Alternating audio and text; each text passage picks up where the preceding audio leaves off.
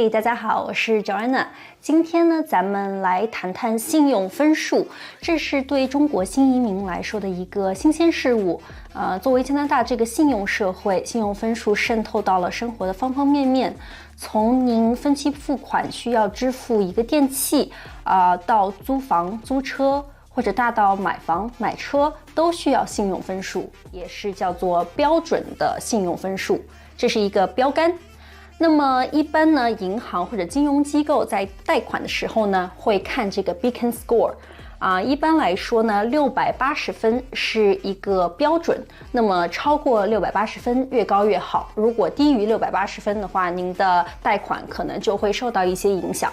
那么超过70%的加拿大人呢，他们的信用分数是在700到850之间。那么这个信用分数是如何一步一步提高的呢？第一呢，就是您需要按时付账，您的水电气、网络等等费用的话呢，您需要收到的账单的时候呢，最好立马支付因为这些机构，它如果有收到任何的晚交账单的记录的话呢，它可以上报给这些信用公司。第二，如果您现在是有债务的情况呢，最好尽快的偿还清您的债务。第三信用卡不要刷爆，就是保证自己不要超过额度的限制去刷信用卡。所以新移民到了加拿大以后呢，最好立刻去办理银行账户，申请信用卡然后保证不要刷爆信用卡，并且及时付清您的信用卡。那接下来我们就听一下小熊同学如何分析信用分数。Welcome back to Wang Letnick. My name is JP, and in this video, we're going to be discussing credit scores and why it's important when you're applying for a mortgage product.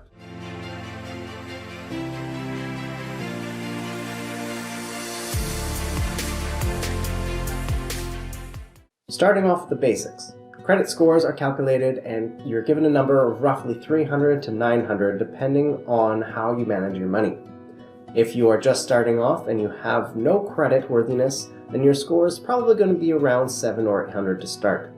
Depending on how you pay your bills on time or how much money you've borrowed and whether or not you have a credit card and if you use it, these are all aspects that will affect your credit score. The better you manage your money, the higher your credit score will be. One of the important factors of this is also how much of your credit are you using. For example, if you have $1,000 in credit, when you're just starting out, you may have a credit card for $1,000.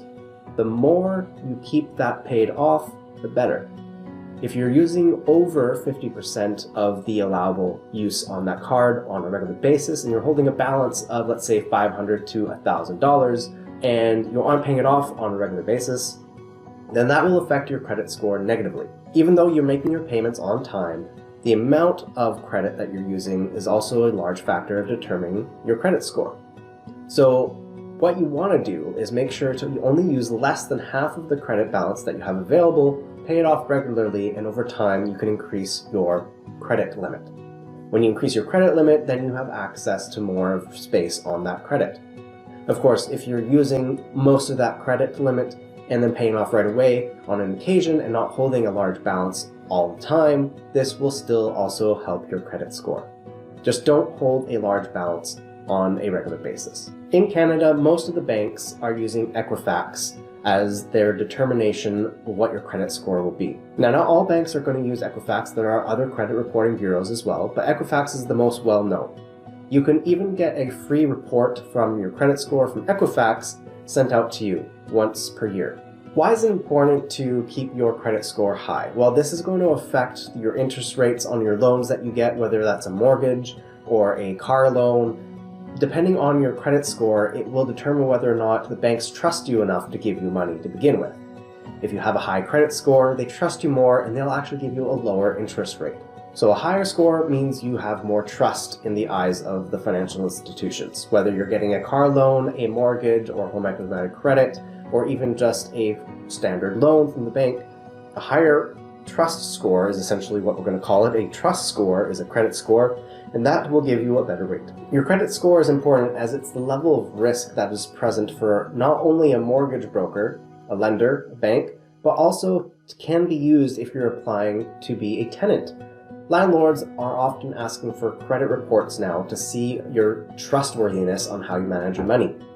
If there's anything like a judgment or credit owing on your report, then that may indicate to a landlord that they maybe want to go with somebody else who has a better credit score, better at managing their money, because then they'll be less likely to have late rent payments. In Canada, we have two reporting agencies. One is Equifax and the other one is TransUnion. Those are the two major reporting bodies that the banks will be using in order to determine your creditworthiness. They compile a large list of things, including your phone, utility bills, and mortgage payments, your credit card history. You put it through a big algorithm and then it pops out a number. One thing to keep in mind is the number that you may see on your Equifax report may differ from TransUnion because they are two different reporting bodies with their own algorithms.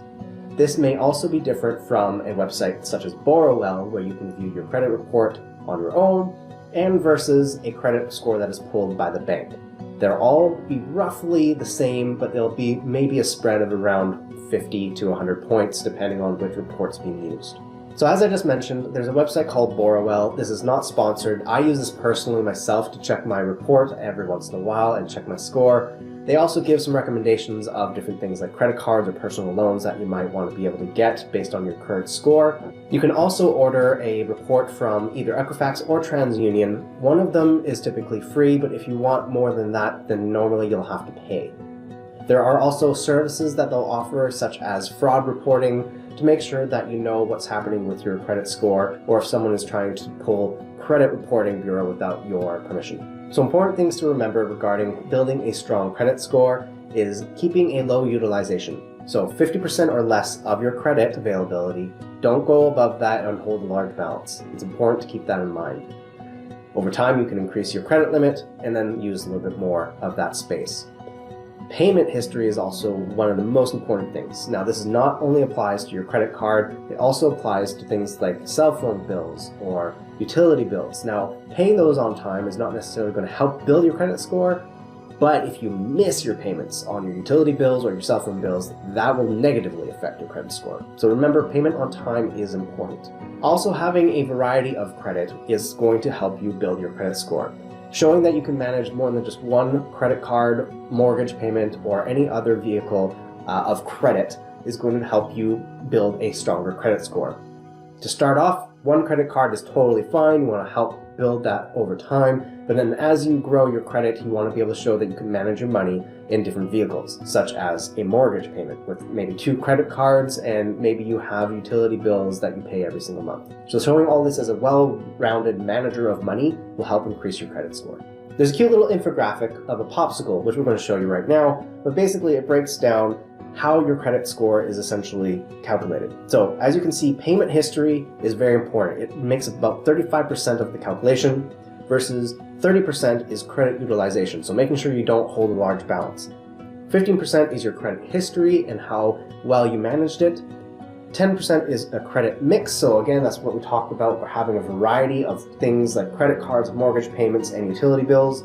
And then 10% is credit inquiries. So this is also a very important note that if you go credit shopping, for example, and you're going to get a credit card and you apply at, like, let's say 5 to 10 different places for a credit card, all of those credit hits are going to slowly decline your credit score, because that's just what it does. It makes you look like you're maybe desperate for some credit, and then that is negatively affecting you. So when you're going shopping for a mortgage, for example, don't go to every single bank and every single mortgage broker asking for a application, because that's going to start negatively affecting your credit, as each time they check your credit, it will show up on your credit report. Now, your credit report is going to be changing and fluctuating basically on the weekly basis. Every single week, the credit reporting bureaus will get updated on all this information, and your score will fluctuate. A great tool, again, is Borrowell. You'll be able to see your score going up or down or staying roughly the same on a weekly basis. So what is a good credit score? Well, a good credit score is typically ranging anywhere between around 700 to 800. Now, if you have anything over 800 and up to 900, that's an excellent credit score, and you should have no problem qualifying for something based on your credit. Most of the banks are going to look for at least a 650 of your credit score. Anything below that, and that is a little bit too much of a risk factor, and they may want you to increase your credit score before they lend you money. Either that or they're going to charge you a higher interest rate, which seems counterintuitive that they would charge a higher interest rate for somebody who has issues with money. Now, of course, this is because they want to be compensated for taking on the risk of dealing with someone who hasn't managed their money properly. But it does, I know, in our consumers' view, seem counterintuitive that they're charging the person that needs a little bit more flexibility. But this is why you need to focus on managing money first before you borrow to buy a property, because that way you get your lower interest rate when you buy your large purchase with a large amount of money that's being lent to you. So to summarize, again, check and review your credit report frequently to ensure there are no errors. Make sure that there's no one else trying to access your credit and apply on your behalf for different things. Pay all of your bills on time to avoid penalties and delinquencies, and pay down your revolving debts to reduce credit usage, credit cards, lines of credit. Make more than the minimum payment on your credit cards and bills to make sure that your balance stays low. Now, let's say you've been managing your credit very well, but something shows up on your credit report that you didn't do. Well, this is important to make sure you contact the credit reporting body such as Equifax or TransUnion and let them know that something has shown up that you didn't complete and you would like them to look into it to make sure it gets resolved or removed from your credit reporting system. It is important to make sure that you also keep an eye on your credit reporting so that if there's any issues of fraud, you can deal with it right away. One of the common misconceptions regarding credit is if you have a high income, you'll have a higher credit score. And this is not true. Your income does not affect your credit. What matters is how you managed the money. So if you have a high income, typically you should be able to manage your debt. But that's not always the case, as we often see. People who make a lot more money often spend more money and end up in more debt. So it doesn't matter if you make more money, you just need to be able to manage it properly. Another thing that is important, especially when applying for a mortgage and being careful of, is let's say, for example, you have a credit card and your spouse has a secondary, or vice versa. Your spouse has a credit card and you are secondary. The secondary cardholder, it does not help their credit. It does not hurt their credit, it does not help their credit. So important to note, if your partner has good credit, that does not mean you do. You want to make sure you want to have your own credit card in your own name that you use roughly once per month, at least as a minimum, and pay it off regularly so that you can start building your credit score. This is incredibly important because it happens quite often when we'll get to a mortgage broker's approval process and they'll say, oh, your credit is great, but your spouse has no credit. And they'll be like, but I have a secondary card on their credit card. And then they realize that didn't help you. That doesn't help you at all. So make sure you're not just a secondary card holder on someone else's account. You want to make sure that you have your own credit card and credit products so that you can build up your credit score. Bottom line, there are a lot of different factors that affect your credit, and credit affects a lot of your life. Unfortunately, that's just how it works in our system, where this number is not the end-all be-all, but it is very important to whether or not you get trusted by the financial institutions. So when buying a house, remember it is important to plan ahead of time, check your credit score, and build it up before you apply for a mortgage so that you have the best chance of getting the most and the best rates.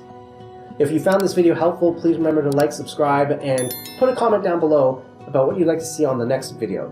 Thank you again for tuning in. My name is JP, and we'll see you next time.